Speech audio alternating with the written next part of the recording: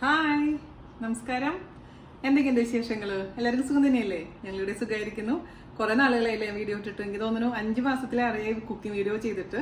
അപ്പോൾ സർജറിയുടെ സംഭവങ്ങളൊക്കെ കഴിഞ്ഞതിന് ശേഷം മൊത്തത്തിൽ റെസ്റ്റ് തന്നെയായിരുന്നു. ഇപ്പൊ കുറച്ച് ബെറ്റർ ആയി വന്നിട്ടുണ്ട്. ഇപ്പൊ ഞാൻ നാട്ടിൽ വന്നതിന് ശേഷം ഞാൻ വിചാരിച്ചെന്തെങ്കിലും ഒരു കൊച്ചു വീഡിയോ ആയിട്ട് ചെയ്യാമെന്ന്.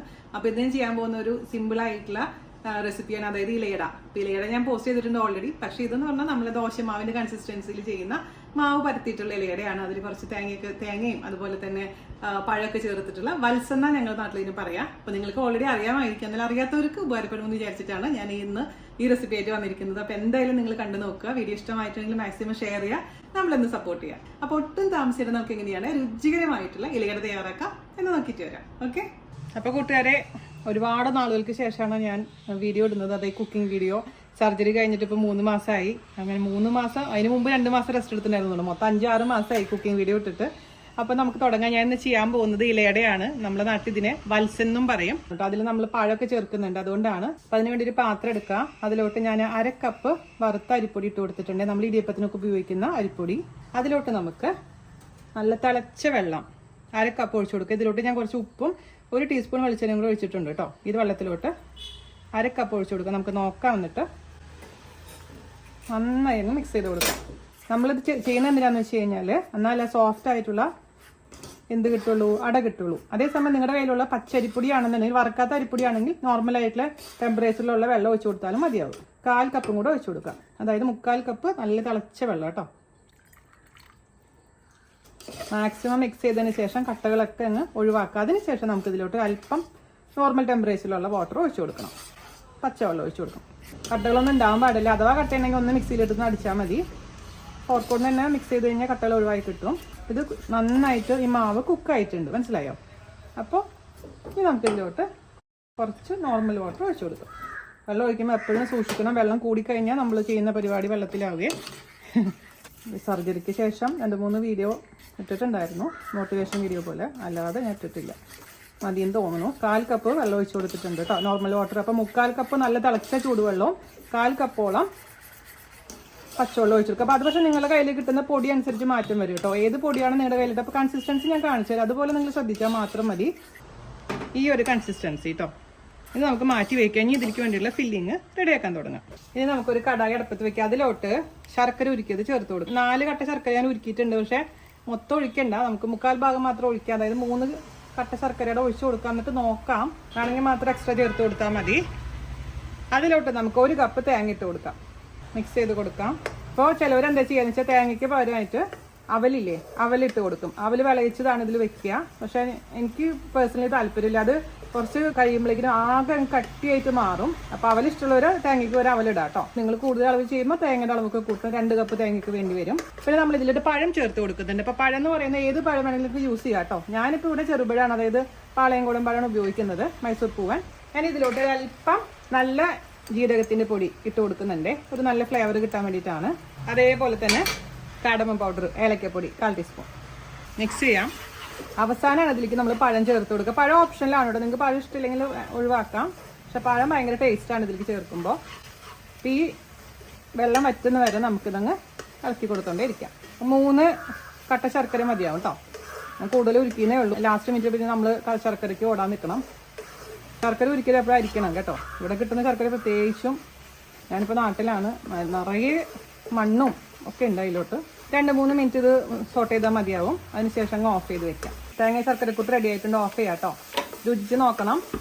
ശർക്കര കുറവ് പോലെ തോന്നുന്നുണ്ടെങ്കിൽ നിങ്ങൾക്ക് അതിലോട്ട് കുറച്ചും കൂടി ശർക്കരപ്പാനി ചേർത്ത് മിക്സ് ചെയ്യാവുന്നതേ ഉള്ളൂ. എനിക്കിത് കറക്റ്റാണ്. ഇനി ഇതിലോട്ട് ഞാൻ പഴം അരിഞ്ഞിട്ട് കൊടുക്കാൻ പോവാണേ. 4 ചെറുപഴം, കുഞ്ഞി ചെറുപഴമാണ്. അത് നിങ്ങൾക്ക് ഇഷ്ടത്തിനനുസരിച്ച്, റോബസ്റ്റ് ആണെങ്കിൽ റോബസ്റ്റ്, നേന്ത്രപ്പഴം ആണെങ്കിൽ നേന്ത്രപ്പഴം. പക്ഷേ നേന്ത്രപ്പഴം ആണെങ്കിൽ ആദ്യമേ തന്നെ ചേർത്തോളൂ കേട്ടോ. നേന്ത്രപ്പഴം ഒന്ന് കുക്ക് ചെയ്തിട്ടിടുന്നതാണ് നല്ലത്. ഇത് ചെറുപഴം ആയതുകൊണ്ടാണ് ഞാനിപ്പോൾ ലാസ്റ്റ് ചേർക്കാൻ പോകുന്നത് കേട്ടോ. നമ്മൾ പഴം ആദ്യമേ തന്നെ മുറിച്ച് വെച്ച് കഴിഞ്ഞാൽ പഴത്തിനൊരു കളർ വരും, കളർ ചേഞ്ച് വരും. അത് കാണാൻ രസം ഉണ്ടാവില്ല. അതുകൊണ്ട് ലാസ്റ്റ് മിനിറ്റ് മാത്രം ഫ്രഷ് ആയിട്ട് പഴം ഇതുപോലെ അരിഞ്ഞിട്ട് കൊടുത്താൽ മതി. 4ആയിട്ട് മുറിച്ചിട്ട് കുഞ്ഞായിട്ട് കഷ്ണമായിട്ടാണ് ഇടുന്നത്. പണ്ട് ഈ വത്സൻ എന്ന് പറയുമ്പോൾ ഇത് എന്ത് സംഭവം എനിക്ക് മനസ്സിലാവുന്നുണ്ടായിരുന്നില്ല. അപ്പോൾ കഴിഞ്ഞ പ്രാവശ്യം ഞാൻ വെക്കേഷൻ വന്നപ്പോൾ അച്ഛൻ ഏതോ ഒരു ബേക്കറിയിൽ നിന്ന് വത്സൻ എന്ന് പറഞ്ഞ് വാങ്ങിച്ചിട്ട് വന്നു. പക്ഷെ അതിൻ്റെ ഉള്ളിൽ ഞാൻ നേരത്തെ പറഞ്ഞ പോലെ അവലായിരുന്നു. അപ്പോൾ എന്തോ എനിക്ക് ഇഷ്ടപ്പെട്ടില്ല. ഭയങ്കര കട്ടിയായിരുന്നു. തണുത്ത് കഴിഞ്ഞപ്പോൾ നമുക്ക് കഴിക്കാനേ പറ്റില്ല. അതുപോലെ കല്ലപ്പ് പോലെയായിരുന്നു. ഇങ്ങനെ ചെയ്ത് നോക്കിയപ്പോൾ സൂപ്പറായിരുന്നു. അപ്പം പിന്നെ നാട്ടിൽ വരുമ്പോൾ നല്ല വാഴയില കിട്ടും, നല്ല പഴം കിട്ടും, നല്ല ശർക്കരയും കിട്ടും. അപ്പോൾ സുഖമായിട്ട് ഇങ്ങനെ ചെയ്യാം. നന്നായിട്ട് മിക്സ് ചെയ്ത് കൊടുക്കും. അപ്പോൾ നിങ്ങൾക്ക് നെയ്യൊക്കെ ഇഷ്ടമാണെന്നുണ്ടെങ്കിൽ ഒരു 1/4 ടീസ്പൂണൊക്കെ നെയ്യ് ഇതിലോട്ട് മിക്സ് ചെയ്യാം കേട്ടോ. ഈ നല്ലൊരു ഫ്ലേവർ കിട്ടും. പക്ഷെ എനിക്ക് ബേസിക്കലി നെയ്യ് ഇഷ്ടമില്ലാത്തതുകൊണ്ട് ഞാനിതിൽ നെയ്യൊന്നും ചേർക്കുന്നില്ല. കൂട്ട് റെഡി ആയിട്ടുണ്ട്. നമുക്കിത് ചൂടാറാൻ വേണ്ടി മാറ്റി വയ്ക്കും. ഇപ്പോൾ വേറൊരു കാര്യമുണ്ട്, ഇതുപോലെ തന്നെ ഇപ്പോൾ ഇങ്ങനെ വഴറ്റണമെന്നും ഇല്ല. നല്ല ശർക്കരയാണെന്നുണ്ടെങ്കിൽ ഇപ്പോൾ പൊടി ശർക്കരയൊക്കെ വാങ്ങിക്കാൻ കിട്ടില്ല, ശർക്കരയുടെ പൊടി വാങ്ങിക്കാൻ കിട്ടുന്നുണ്ട്. അങ്ങനെയാണെന്ന് വെച്ചാൽ തേങ്ങയും ശർക്കരയും നന്നായിട്ട് കുഴച്ചതിന് ശേഷം, കൈവച്ച് കുഴച്ചതിന് ശേഷം ഈ പറഞ്ഞ പൊടികളെല്ലാം ചേർത്ത് അവസാനം പഴം കൂടി മിക്സ് ചെയ്താൽ മതി. അങ്ങനെ ഉണ്ടാക്കാം. പക്ഷേ അങ്ങനെ ചെയ്ത് നോക്കിയപ്പോൾ എനിക്ക് അത്ര ഇഷ്ടപ്പെട്ടില്ല. ഇങ്ങനെ ചെയ്തപ്പോഴാണ് കൂടുതൽ സ്വാദ് വന്നത് കേട്ടോ. എളുപ്പപ്പണിക്ക് വേണം നമുക്ക് അങ്ങനെയും ചെയ്യാം. അട സ്റ്റീം ചെയ്യാൻ വേണ്ടിയിട്ട് സ്റ്റീമർ അടുപ്പത്ത് വെച്ചിട്ടുണ്ട്, വെള്ളം ഒഴിച്ചിട്ടുണ്ട് കുറച്ച്. അതിലോട്ട് ഞാനൊരു നല്ലൊരു വാസന കിട്ടാൻ വേണ്ടിയിട്ട് ഗ്രാമ്പു ഇട്ട് കൊടുക്കുന്നുണ്ട്. അത് ഓപ്ഷനിലാണ് കേട്ടോ.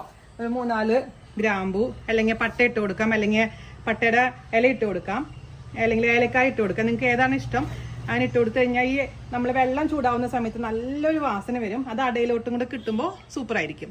അങ്ങനെ ചെയ്ത് നോക്കിയപ്പോൾ എനിക്ക് ഇഷ്ടപ്പെട്ടു. അപ്പോൾ ഇത് നന്നായി തിളക്കട്ടെ. ആ സമയം കൊണ്ട് നമുക്ക് അട റെഡിയാക്കാം. ഇത് മാറ്റി വയ്ക്കാം അടുപ്പ്. ഇനി അട ഉണ്ടാക്കാൻ വേണ്ടി ഞാൻ ഇല റെഡിയാക്കിയിട്ടുണ്ട്. ഇച്ചിരി വലിയ ഇല എടുത്തോളൂ കേട്ടോ.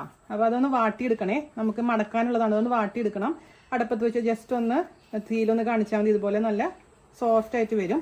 അതിലോട്ട് നമുക്ക് നമ്മുടെ മാവ് ഒഴിച്ചു കൊടുക്കാം. അതിന് മുമ്പായിട്ട് അല്പം മാത്രം ചെറുതേ കൈകൊണ്ട് നമുക്കൊന്ന് വെളിച്ചെണ്ണ തടവി കൊടുക്കാം. വെളിച്ചെണ്ണ അല്ലെങ്കിൽ നെയ്യ് ഒട്ട് പിടിക്കാതിരിക്കാൻ വേണ്ടിയിട്ടാണ്.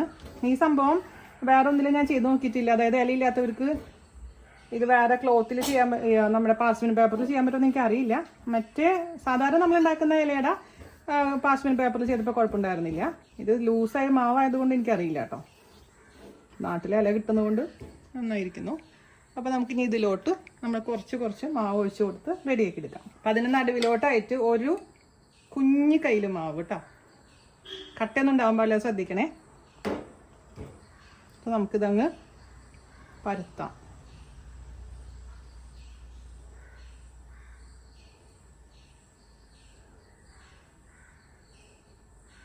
ശരിക്കും നമ്മൾ ദോശ പരത്തുന്ന പോലെ നമുക്ക് പരത്താൻ പറ്റും, കറക്റ്റ് കൺസിസ്റ്റൻസി ആണെങ്കിൽ. അതുകൊണ്ടാണ് ഞാൻ വെള്ളത്തിന്റെ അളവ് പ്രത്യേകിച്ച് പറയുന്നത്. പൊടി അനുസരിച്ച് മാവിന്റെ വെള്ളത്തിന്റെ അളവിൽ മാറ്റം വരും. അപ്പോൾ നിങ്ങൾ ഉപയോഗിക്കുന്ന പൊടി ശ്രദ്ധിക്കുക. വെള്ളം ഉപയോഗിക്കുമ്പോൾ ശ്രദ്ധിക്കുക. നല്ല ചൂടുവെള്ളം ആദ്യം ഒഴിക്കുക, മിക്സ് ചെയ്യുക. അതിന് ശേഷം മാത്രം പച്ചവെള്ളം ഒഴിച്ച് ഇതേപോലെ കൺസിസ്റ്റൻസി റെഡിയാക്കുക കേട്ടോ.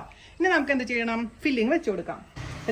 നമ്മൾ ഇല ഇങ്ങോട്ടാണ് മടക്കുന്നതുകൊണ്ട് ഈ അറ്റത്ത് നമുക്ക് ഫില്ലിങ് വെച്ചിട്ട്, ഒരുപാടൊന്നും വേണ്ട, 1 ടേബിൾ സ്പൂൺ ഫില്ലിംഗ് ആണ് ഞാൻ വെക്കുന്നത് കേട്ടോ. അതങ്ങ് മടക്കാം. ഇതിൽ ശരിക്കും പറഞ്ഞു കഴിഞ്ഞാൽ മാവ് പുറത്തേക്കൊന്നും ചാടുമൊന്നുമില്ല, കാരണം കൺസിസ്റ്റൻസി ടൈറ്റ് ആണ്.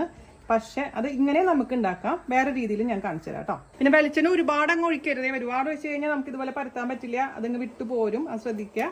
ജസ്റ്റ് ഒന്ന് വെളിച്ചെണ്ണ ഒഴിച്ചില്ലെങ്കിൽ കുഴപ്പമൊന്നുമില്ല, വെളിച്ചെണ്ണ തടവില്ലെങ്കിലും കുഴപ്പമൊന്നുമില്ല കേട്ടോ. പക്ഷെ തടവി കഴിഞ്ഞാൽ നമുക്ക് ഈസി ആയിട്ട് അട വെന്ത് കഴിഞ്ഞാൽ, കുക്കായി കഴിഞ്ഞാൽ വിട്ടു പോരും. ഫില്ലിങ് വെച്ചിട്ട് ഞാൻ വേറെ രീതിയിൽ ഇല മടക്കുന്നത് കാണിച്ചു തരാം കേട്ടോ. അപ്പോൾ നിങ്ങളിങ്ങനെ ചെയ്തിട്ട് അറിയാണ്ട് ഇച്ചിരി മാവ് ലൂസായി എന്ന് വിചാരിക്കുക. അപ്പോൾ എന്താ ട്രിക്ക് എന്ന് പറഞ്ഞുതരാം, പുറത്തേക്ക് ആവാതിരിക്കാൻ വേണ്ടിയിട്ട്. ഇതുപോലെ നമ്മുടെ ഇല മടക്കുക. ഓക്കെ. അപ്പോൾ ഇവിടെ ചിലപ്പോൾ പുറത്ത് കൂടെ ചിലപ്പോൾ ബാറ്ററി ഒലിച്ചിറങ്ങാൻ ചാൻസ് ഉണ്ട്. അങ്ങനെ സംഭവിച്ചു കഴിഞ്ഞാൽ എന്ത് ചെയ്യണം? ഇങ്ങനെ മടക്കാം. അതിനുശേഷം ഇവിടെ ഒന്ന് സീൽ ചെയ്ത് കൊടുക്കാം. ഈ ഭാഗത്ത് നമുക്ക് ഗ്രാമ്പൂ ഇല്ലേ, ഗ്രാമ്പൂ അങ്ങ് വെച്ച് അങ്ങ് പ്രസ് ചെയ്ത് കൊടുക്കും. അപ്പം അങ്ങനെ ചെയ്യുമ്പോൾ ഇച്ചിരി ബുദ്ധിമുട്ട്. അതുകൊണ്ട് കത്തി കൊണ്ട് ജസ്റ്റ് ഒന്നൊരു ഇത് കീറലിട്ടതിന് ശേഷം ഒരു ഗ്രാമ്പ് ഇട്ടിട്ട് അങ്ങ് ക്ലോസ് ചെയ്യും. മനസ്സിലായോ? അതേപോലെ തന്നെ ഇപ്പുറത്തും അങ്ങനെ ചെയ്യാം നമുക്ക്. അപ്പം സീൽഡായി വന്നു നമ്മുടെ അട. അപ്പം അത് മാത്രമല്ല ഇതിൻ്റെ ഗുണം, നമ്മൾ വെക്കുന്ന ഗ്രാമ്പൂവിൻ്റെ ഫ്ലേവറും കൂടെ നമ്മുടെ അടയിലോട്ട് വരും. കണ്ട, ഇങ്ങനെയാണ് നമ്മുടെ സീൽ ചെയ്യുന്ന അട. വേണമെങ്കിൽ ഇവിടെ ഒന്ന് സീൽ ചെയ്ത് കൊടുക്കാം. പക്ഷെ ഞാൻ 2 സൈഡിൽ മാത്രം സീൽ ചെയ്യുന്നുള്ളൂ. അപ്പോൾ ആ രീതിയിൽ നമുക്ക് ഉണ്ടാക്കാം കേട്ടോ. അപ്പോൾ എല്ലാതും എത്ര അട കിട്ടിയെന്ന് ഞാൻ പറഞ്ഞുതരാം ഈ അളവിൽ നിന്ന്. ഓക്കെ. അപ്പോൾ നമ്മുടെ വെള്ളം നന്നായി തിളയ്ക്കാൻ തുടങ്ങിയിട്ടുണ്ട്. അതിലോട്ട് റെഡിയാക്കി വെച്ചിരിക്കുന്ന അട വെച്ച് കൊടുക്കാം. 5 അടയാണ് എനിക്ക് ഈ അളവിൽ നിന്ന് കിട്ടിയിരിക്കുന്നത് കേട്ടോ. ഒരുമിച്ച് തന്നെ വെച്ച് കൊടുക്കാം, കുഴപ്പമൊന്നുമില്ല. അപ്പോൾ നമുക്ക് ഇനി ഇതൊരു ഹൈ ഫ്ലെയിമിൽ 15 മിനിറ്റ് വെക്കാം കേട്ടോ. ഇത്ര അധികം വെക്കുന്നതുകൊണ്ടാണ് 15 മിനിറ്റ്. ഇപ്പോൾ 1-2 എണ്ണം മാത്രമായിട്ട് വെക്കണമെങ്കിൽ 10 മിനിറ്റ് കൊണ്ട് ഇത് റെഡിയാവേ. ഓഫ് ചെയ്യാം, തുറക്കുമ്പോൾ കയ്യിൽ ആവി വരാതെ പെടാതെ സൂക്ഷിക്കണം കേട്ടോ. ആവിയൊക്കെ കയ്യിൽ ആയി കഴിഞ്ഞാൽ നല്ല കൈ പൊള്ളും. ഇതിലിരുന്നോട്ടെ. ഒരെണ്ണം നമുക്ക് 2 മിനിറ്റ് കഴിഞ്ഞിട്ട് ഇത് ഓപ്പൺ ചെയ്ത് നോക്കാം, എങ്ങനെയുണ്ടെന്ന് നോക്കാം. കുക്കായിട്ടുണ്ടെങ്കിൽ നോക്കൂ, സൂപ്പർ ഈസി ആയിട്ട് വന്നു കേട്ടോ. അപ്പം ഇത് അടിപൊളി വന്നിട്ടുണ്ട്. സൂപ്പർ ഈസിയാണ്, ടേസ്റ്റിയാണ്. ചൂടാറിയതിനു ശേഷം ഞാൻ കഴിച്ച് നോക്കാം. അതിന് മുമ്പായിട്ട് ഫോട്ടോ എടുക്കട്ടെ കേട്ടോ. ഞാനിവിടെ വീഡിയോ എടുക്കായിരുന്നു. മഴയോ മഴ, ഒരു രക്ഷയില്ലാത്ത മഴ. ഇരുട്ടായി പോയി. വീഡിയോ എടുത്തെടുത്തെടുത്ത് പെട്ടെന്ന് മഴ പെയ്ത് ഇരുട്ടായി.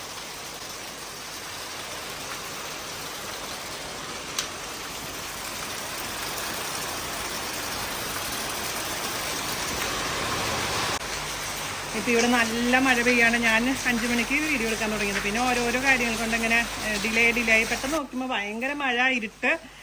അപ്പം അതാണ് ഇവിടുത്തെ അവസ്ഥ. ഇച്ചിരി ഒരു 5 മിനിറ്റ് കഴിഞ്ഞിട്ട് ശേഷം ഓപ്പൺ ചെയ്താൽ മതി കേട്ടോ. 15 മിനിറ്റ് മാക്സിമം കുക്ക് ചെയ്യണം. അതായത് നമ്മൾ 5-6 എണ്ണൊക്കെ ഒരുമിച്ച് വെക്കുകയാണെങ്കിൽ, 1-2 എണ്ണം വെക്കുകയാണെങ്കിൽ 10 മിനിറ്റ് മതിയാവും. ഇത് വിട്ട് പോന്നിട്ടില്ലെങ്കിൽ അതിന്റെ അർത്ഥം കുക്കായിട്ടില്ല എന്നാണ്. തിരിച്ചു വെക്കുക, നമുക്ക് സ്റ്റീം ചെയ്തെടുക്കാം. ഇതേപോലെ സെർവ് ചെയ്യുമ്പോൾ കത്രിക വെച്ച് കട്ട് ചെയ്താൽ മതി. നമുക്കൊരു ഇലയടേനെ 3-4 പീസായിട്ട് കട്ട് ചെയ്ത് കൊടുക്കാം. നോക്കിക്കേ എന്തൊരു സോഫ്റ്റാണ് നോക്കൂ. ഈസി ആയിട്ട് നമുക്ക് ഉണ്ടാക്കിയെടുക്കാൻ പറ്റും. ഏത് കുട്ടികൾക്ക് പോലും ഉണ്ടാക്കാൻ പറ്റുന്ന, നമ്മുടെ ബാറ്റർ വെച്ച് ഉണ്ടാക്കാൻ പറ്റുന്ന വത്സൻ അല്ലെങ്കിൽ ഇലയട റെഡി ആയിട്ടുണ്ട്. എല്ലാവരും തയ്യാറാക്കി നോക്കണേ. അപ്പൊ നമുക്ക് ഒരു പീസ് കഴിച്ചു നോക്കിയാലോ.